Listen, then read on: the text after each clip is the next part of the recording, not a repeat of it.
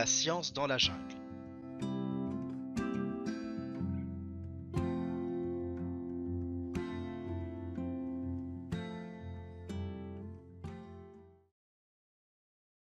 Léproserie de San Pablo, 18 juin 1952. Une pluie torrentielle s'est abattue sur nous. Un épais voile grisâtre estompe la forme des arbres, et je suis empli de tristesse. Je me torture en cherchant à comprendre pourquoi je n'ai reçu aucune lettre de ma famille. Ni la violence des intempéries, ni la vue imposante du fleuve ne parvenant à me distraire, je me tourne vers mon journal de bord pour me soulager de cette tension. Je vais en profiter pour récapituler les événements depuis notre arrivée. Il n'était pas loin de 3 heures du matin, ce 8 juin, quand le docteur Bresciani, directeur de la léproserie, est venu nous accueillir. Il avait entendu parler de scientifiques argentins. Il nous a proposé de le suivre dans sa maison en attendant que notre chambre soit prête. Le clair de lune nous donnait un aperçu assez précis des bâtiments et de leur disposition d'ensemble. Il s'agit de plusieurs bâtisses en bois montés sur pilotis, éparpillés autour d'une clairière. Hormis la salle qui sert de réfectoire, chaque bâtiment, tout en longueur, comprend un étage et se compose de chambres qui se succèdent les unes aux autres. Ces bâtiments communiquent par des passerelles en planches situées à environ 1 mètre du sol, qui permettent aux résidents de se déplacer sans marcher dans la boue, car les pluies sont fréquentes et violentes, notamment en hiver, saison qui tombe en réalité durant nos mois de printemps et d'été. Tandis que nous discutions avec le directeur et contemplions la petite ville, on est venu nous avertir que notre chambre était prête. Nous nous y sommes rendus, environnés d'un immense nuage de moustiques venus nous présenter leurs désagréables salutations. Nous avons dormi comme des souches, jusqu'à 11 heures du matin. Le directeur nous a invités à déjeuner avec lui. La conversation a tourné autour du docteur Pecce et de l'aide qu'il envoie à la léproserie depuis Lima. Aide surtout scientifique, puisque, pour ce qui est du matériel, il n'y a pas grand-chose de plus qui puisse être fait. L'après-midi, nous avons été conviés à jouer au football. Le terrain, situé dans une clairière à environ 2 kilomètres en amont du fleuve, est accessible uniquement en hors-bord. J'étais fou de joie à l'idée de taquiner la balle en pleine jungle, mais comme toujours, je ne manquais pas de penser combien tout eût été plus formidable en présence de Grégo et Basso. Au cours de la partie, prêtant plus d'attention au décor qu'aux autres joueurs, j'ai offert une piètre prestation. Ensuite, nous sommes allés piquer une tête dans un petit bras de rivière. La température de l'eau était idéale. Qui sait combien de temps nous serions restés à barboter sans l'arrivée de l'inévitable horde de moustiques. Nous nous sommes précipités dans le réfectoire principal, agitant les bras comme des ailes de moulin pour repousser les attaques de ces saletés d'insectes. Plusieurs de nos partenaires de football étaient déjà là et nous ont offert des bières. Le 9, nous avons visité l'asile. La routine quotidienne se déroule ainsi. Le docteur, le dentiste et les assistants se changent sur une petite barge amarrée à l'embarcadère. Elle comprend 2 vestiaires séparés par un couloir menant aux douches. Dans le premier vestiaire, on se déshabille complètement et, dans le deuxième, on enfile les vêtements qu'on utilisera dans la zone des malades. Une fois équipés, nous avons embarqué dans un canot à moteur qui nous a emmenés au sanatorium à 1 kilomètre en aval. Ma première impression en voyant l'hôpital fut que nous étions arrivés dans un village semblable à tous ceux qui bordent l'Amazone. Les maisons en bois de Pona, une espèce de palmier très répandu dans cette région, sont apparemment dispersées au hasard, les boutiques attendent les passants, canoës et bateaux à moteur vont et viennent, chargés de régimes de bananes, de papayes et de poissons frais ou fumés. Mais bientôt notre attention a été attirée par un spectacle douloureux. La majorité des hommes et des femmes que nous voyions présentaient de multiples lésions et mutilations. Leurs pieds et leurs mains laissent apparaître les marques indélébiles du mal qui les ronge, de même que les phalanges atrophiées ou la disparition de tous les doigts. Le pourcentage de malades affectés par ces mutilations était si élevé que j'en ai très vite fait la remarque au docteur qui nous accompagnait. Il a confirmé ma première impression, m'expliquant que d'autres experts de la lèpre tels que Souza Lima et Fernandez avaient également constaté ce phénomène sans parvenir à lui trouver une explication. Nous sommes arrivés au bureau, comme on appelle ici le cabinet du docteur et celui du dentiste. Ils sont tous deux situés dans le même bâtiment, monté sur pilotis en bois. Il y a aussi un cabinet pour les maladies annexes et un bureau pour le directeur où se déroulent quelques consultations, voire des interventions chirurgicales mineures. On trouve enfin une salle de soins et une grande zone comprenant la salle d'attente, le cabinet du dentiste et la pharmacie. Après avoir examiné plusieurs cas intéressants et vu comme le directeur récoltait des données pour un article sur les syndromes nerveux de la lèpre, ici l'influence à distance du docteur Petché était évidente, nous avons fait le tour du sanatorium. Les bâtiments les plus anciens, fabriqués en bois de Pona, sont très grands et assez grossièrement conçus. Les plus récents sont en cèdre et d'une bien meilleure conception. Tous les patients vivent ici avec leur famille, leur épouse et leurs enfants. Il est très difficile de séparer les parents des enfants. Tous proviennent de communautés résidant sur les rives de l'Ucayali et du Yaravi, où la lèpre est endémique.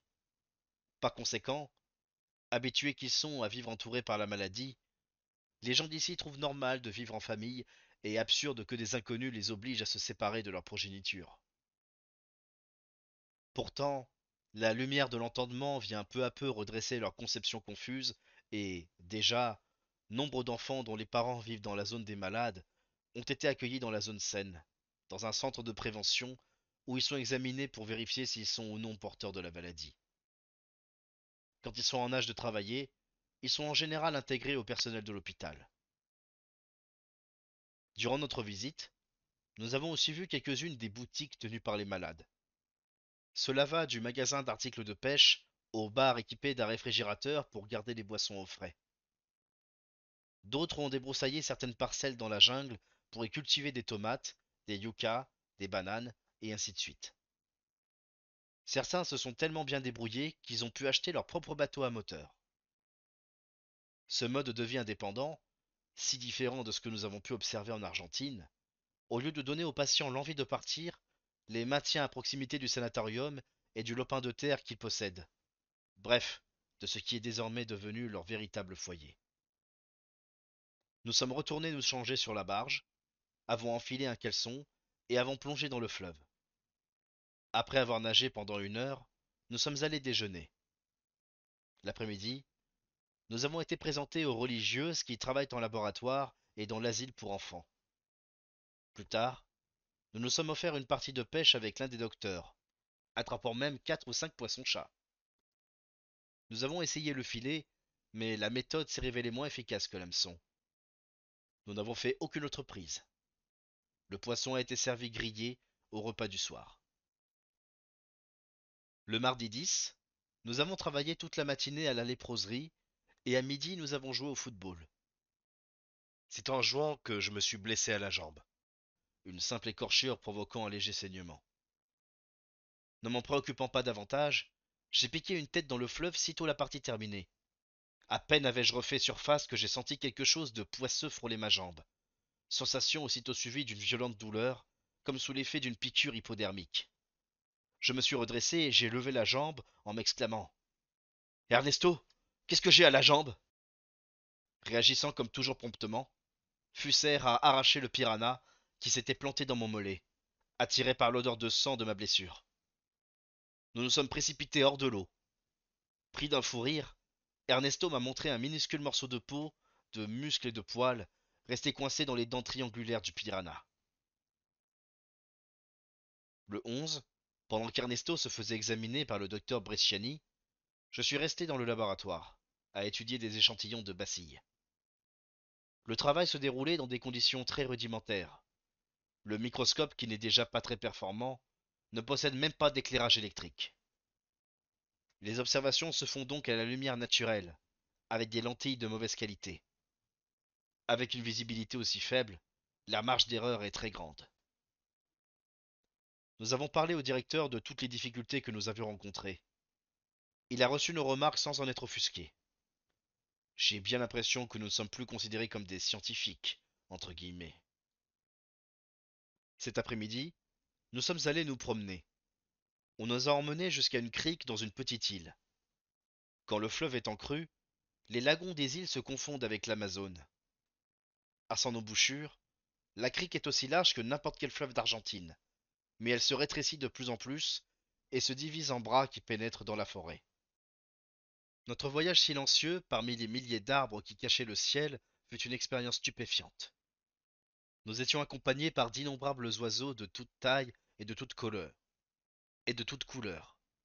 perroquets, hérons rouges et blancs, et même une espèce de martin-pêcheur au plumage incroyablement beau. Nous avons aussi épié des caméléons, des boas, des singes, à peu près tout ce qui peuplait nos rêves d'aventure quand nous étions gamins.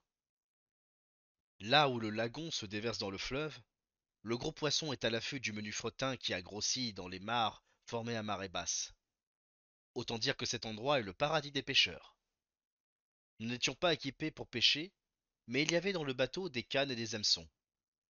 Comme nous n'avions pas d'appât, Fusser a enfoncé une rondelle de banane sur l'un des hameçons et a passé 20 minutes à essayer d'attirer du poisson. Le docteur et moi-même avons commencé à nous moquer de lui, disant que nous n'avions encore jamais rencontré de poisson végétarien et qu'une banane serait un appât plus efficace pour attirer les singes. Fusser se contentait de nous répondre par un rire sonore sans jamais quitter des yeux sa ligne. Et soudain, tirant sur sa canne, il a sorti de l'eau un gros quinchi. Cela nous a rabattu le caquet. Nous avons tout de suite découpé le quinchi en petits morceaux pour en faire des appâts, et nous sommes mis au travail. Nous avons ainsi rapidement pris 8 ou 9 poissons, notamment un zingaro d'environ 4 kilos. Le docteur qui l'avait attrapé était très fier de sa prise, car, selon les spécialistes, ce type de poisson est très difficile à pêcher, surtout avec un hameçon. Rayonnant de plaisir, nous sommes rentrés au sanatorium avec notre butin, que le docteur comptait transformer en séviche. Tandis que nous prenions congé de lui, Fusser, avec sa causticité habituelle, nous lança: alors comme ça, la banane n'est pas un bon appât. Que faire d'autre, sinon rire de bon cœur? Le jeudi 12, j'ai travaillé toute la matinée au laboratoire, tandis que Pelao accompagnait le docteur dans sa tournée. Nous avons mangé le fameux ceviche au déjeuner, puis sommes partis jouer au football. Je ne me lasserai jamais de répéter combien ce court trajet est merveilleux, dans ce bateau rempli de jeunes gens en route pour quelques heures de sport après avoir terminé leur journée de travail. On entre dans une petite crique aux berges herbeuses ombragées de somptueux arbres fruitiers. Il compte sûrement parmi les plus beaux qui m'aient été donnés de voir. L'apparence d'un noisetier, mais plus grand, avec des feuilles d'un vert plus vif. Mais ce n'est qu'un avant-goût du terrain de football le plus pittoresque jamais imaginé par un globe-trotteur sportif comme moi. Au cœur de la forêt amazonienne, serti dans un écrin de palmiers et de capoquiers, de lianes et de plantes grimpantes ou ornementales emmêlées, c'est un lieu qui ne ressemble à aucun autre. Le terrain en lui-même est large mais assez petit, à l'instar du stade national à Cordoba où Ernesto, Thomas, Gregorio et moi avons si souvent joué. Il m'a rappelé quel bonheur c'était de jouer avec les trois Granados en milieu de terrain et Fuser dans les buts. Me rappelant soudain l'absence de nouvelles de ma famille, j'ai senti mon euphorie s'atténuer quelque peu. Au retour du match, j'ai contacté Iquitos par radio pour demander si des lettres nous attendaient à la poste. Toujours rien. Dans la soirée, le directeur nous a proposé de partager avec lui les restes de ceviche.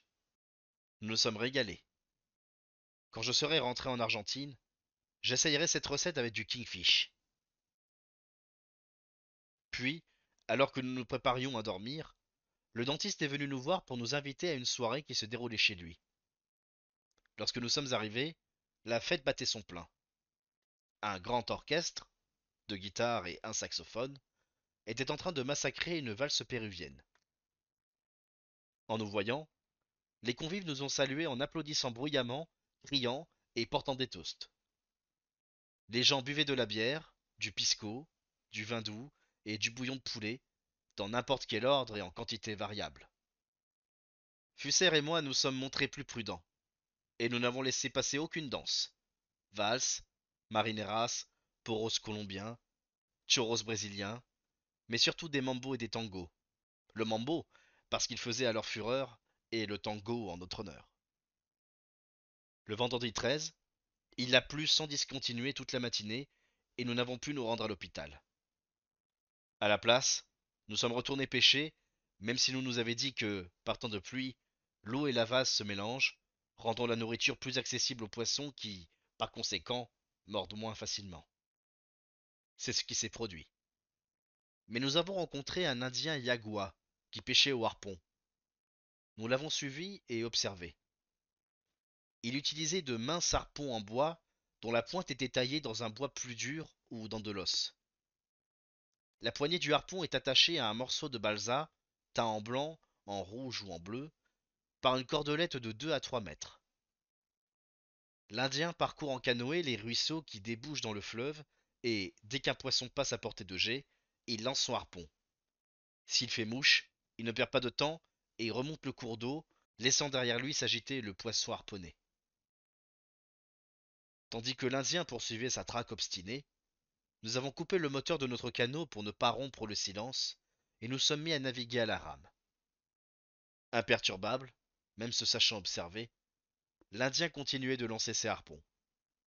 S'il manquait sa cible, il récupérait son harpon à l'aide de la poignée et reprenait sa navigation sans quitter des yeux la surface de l'eau. À chaque tentative couronnée de succès, il laissait le poisson s'agiter dans la rivière. En moins d'une heure, il avait pêché au moins 9 poissons. Puis il fit le trajet retour, cherchant les balises colorées parmi les racines et les branches plongées dans l'eau, et récupérait ici une anguille, là un marapache ou le curieux pech. Parfois, il ne trouvait rien à la pointe du harpon, car le poisson avait réussi à s'échapper. Encore émerveillés par l'habileté du pêcheur, nous sommes retournés dans notre lieu de résidence pour apprendre qu'une fête se préparait en l'honneur d'Ernesto. Il aurait 24 ans le lendemain.